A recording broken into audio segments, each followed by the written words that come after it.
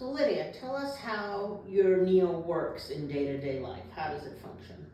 So the neobladder most closely resembles the native bladder in function. Women can sit down at the toilet to void.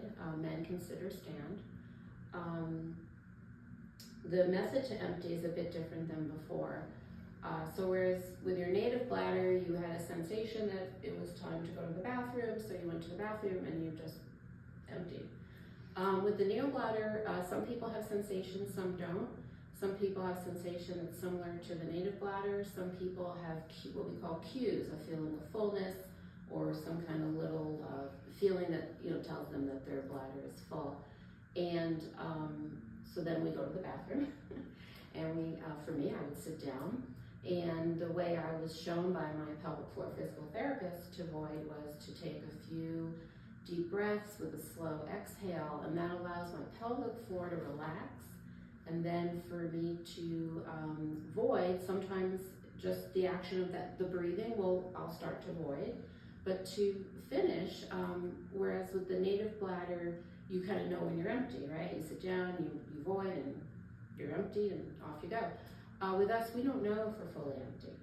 So even if I relax and there is some urine that drains, I have to do what I say is more like a manual method. So I'll cross my arms and I'll bend over, and that pressure will release more urine. And I might do that a few times, kind of like when you take the ketchup bottle and shake it and squeeze it, shake it and squeeze it. So I'll do that a few times. And then I feel, if I'm satisfied, then I'm finished.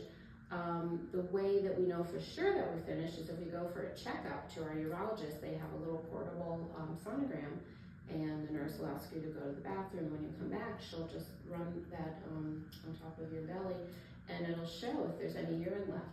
And that's a way of learning how to void. It's the education. After you have the neobladder, especially in the early days when you're learning, like, what does it feel like? How do I know? When should I be sitting longer on the toilet? So when you go to the doctor and you see that, if you've been successful, you'll be okay, whatever I'm doing is working well. If there's a lot of urine left, they may ask you to try and work at that and do a little bit better to empty. Right. It's fascinating that there are some similarities between the two. So with the Indiana pouch, I will go in on a schedule. Now, some people do get signals, and they will feel pressure, sometimes in the front, some people in the back. I don't get any sensation, so I set an alarm on my watch, but some people do get sensation. And I will go in with the catheter, and it's also very important to make sure that you're empty to prevent infections, leakage. You always want to make sure you're empty. I think that's the biggest thing with both. It is.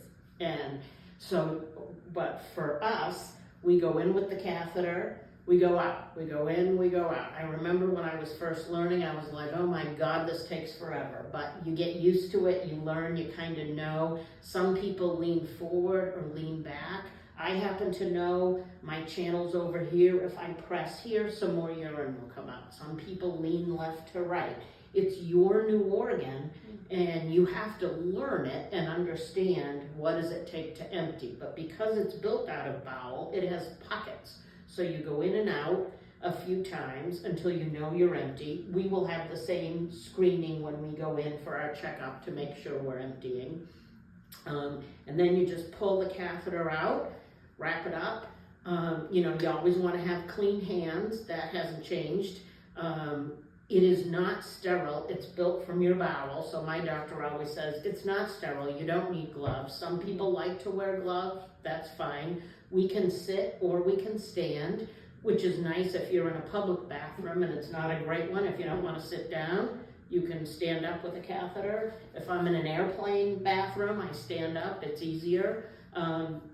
It's pretty flexible. So very simple once you get the hang of it. And because post-surgery, you have to catheter quite frequently to stretch the pouch, you learn how to catheter very quickly. Right, and with the neobladder, I just would like to add that it is not difficult to void, and it doesn't hurt. Yeah, same with both, not difficult.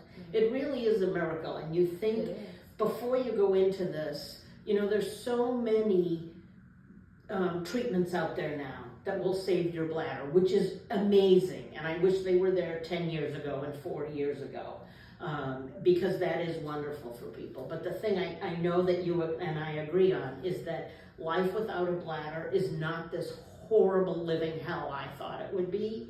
And we get through it, and we do all the things we used to do. We travel, we've 100%. traveled together, and you can do anything you want to do. Right.